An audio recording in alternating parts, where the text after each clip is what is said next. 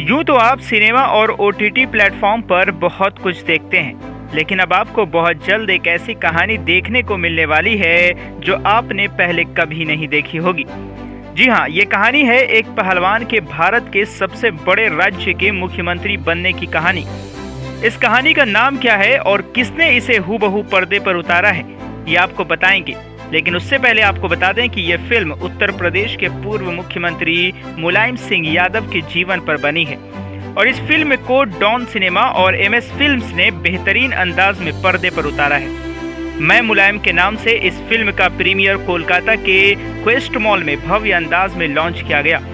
इस फिल्म को शुभेंदु राज घोष ने डायरेक्ट किया है और इस फिल्म की प्रोड्यूसर मीना सेठी मंडल हैं। इस फिल्म में मुलायम सिंह यादव की जिंदगी को दिखाया गया है कि किस प्रकार से पूर्व मुख्यमंत्री मुलायम सिंह ने राजनीति में कदम रखा था, किस प्रकार उनको अपनी जिंदगी में मुसीबतों का सामना करना पड़ा था। इस फिल्म के प्रीमियर लॉन्चिंग में मुलायम सिंह यादव का किरदार निभाने वाले अभिनेता अमित सेठी समेत जरीना वहाब, शायाजी शिंदे, गोविंद नामदेव, मुकेश तिवारी, रणोजॉय सुप्रिया कार्निक, मीमो चक्रवर्ती, सना अमीन शेख, प्रेरणा और एहसान खान मौजूद थे। आपको बता दें कि ये फिल्म 11 फरवरी को रिलीज की जाएगी।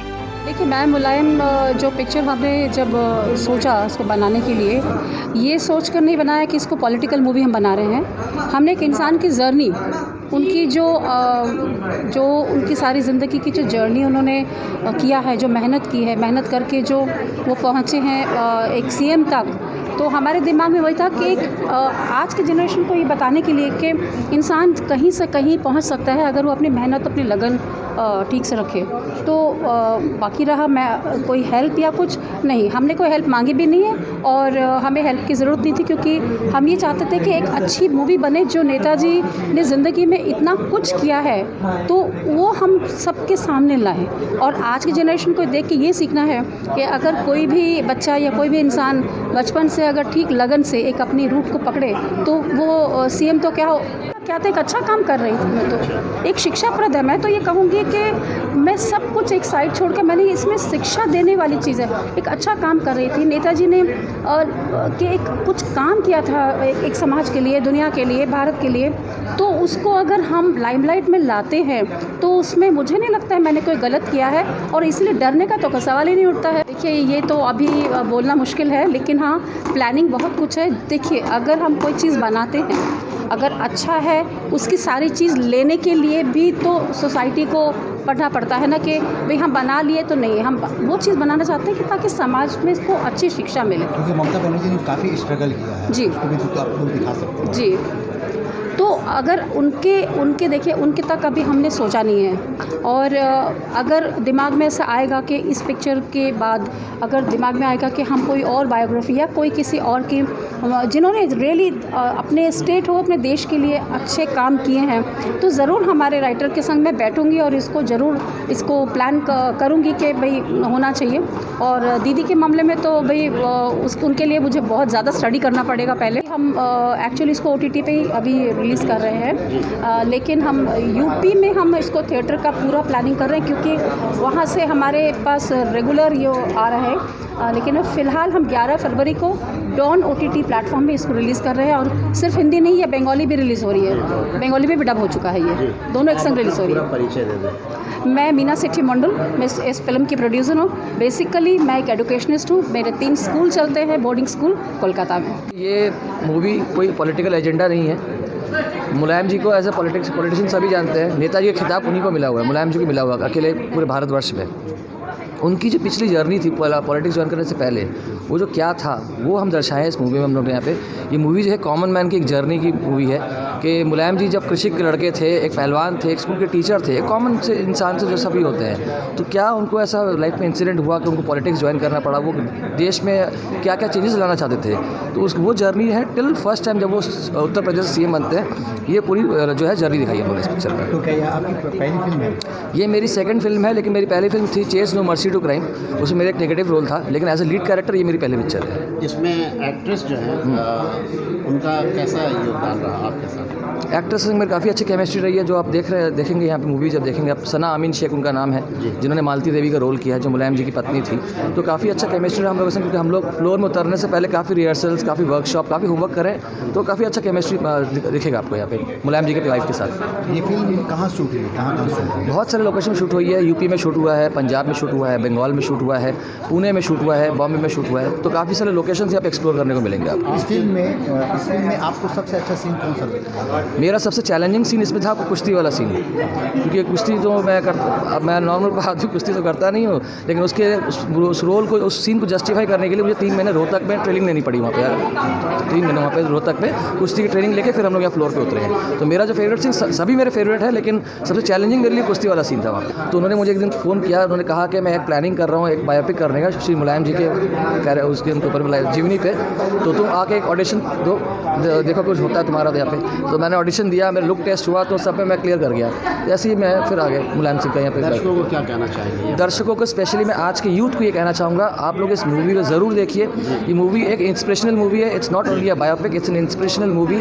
आपको बहुत कुछ सीखने को मिलेगा। अगर एक गरीब घर का लड़का जिसने कभी सपने में सोचा नहीं था कि एक सीएम बनेगा, तो आप क्यों नहीं कर सकते हो? तो जब where there is a will तो देयर इज अ वे, ये जस्टिफाई किया मुलायम सिंह यादव ने। मीना जी ने, और जब मेरे पास आया तो मैं डॉन सिनेमा पे, आपने अगर डॉन सिनेमा ऐप देखी होगी तो हम लोग बायोपिक को ज़्यादा तवज्जो देते हैं, क्योंकि बायोपिक किसी भी किरदार के बारे में बनती है तो नई जनरेशन को पता चलता है वो किरदार था क्या किया था उसने समाज के लिए, सोसाइटी के लिए।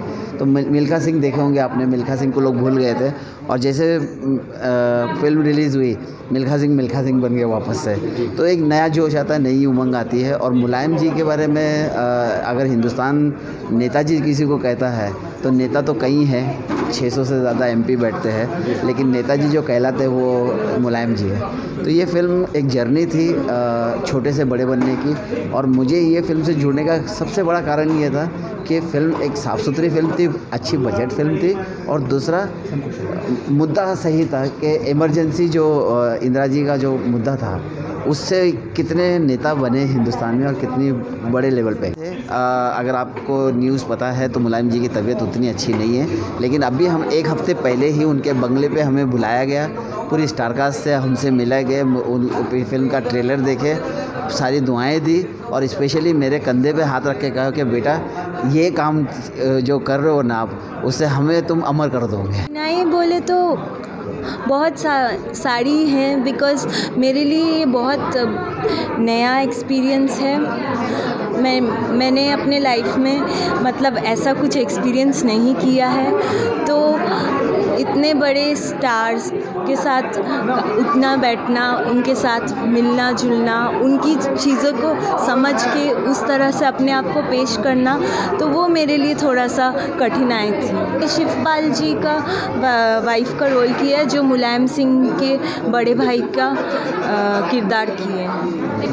मैं अपने दर्शकों को यही बोलूँगी कि ये आज की युवा पीढ़ी के लिए बहुत ज़्यादा ही क्या बोलते हैं उसको, बहुत ज़्यादा इंस्पायरिंग है। तो मैं सभी से यही कहना चाहूँगी कि सभी इस मूवी को देखें, और देख के उस हिसाब से इनका रिएक्शन का भी मुझे इंतज़ार रहेगा। बहुत अच्छी मूवी है, और नेताजी का जो संघर्ष है वो बड़े पर्दे पर आप लोग लाए।